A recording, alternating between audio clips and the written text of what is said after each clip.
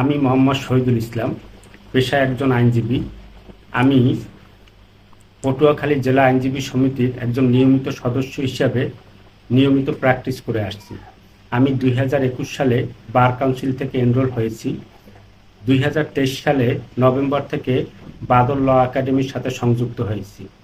বাদল ল academy থেকে আমি technique of criminal trial, civil and criminal drafting, ভূমি অপরাধ ও প্রতিরোধ আইন, আর্মস কেস, মার্ডার কেসের উপরে আমি প্রশিক্ষণ নিয়েছি।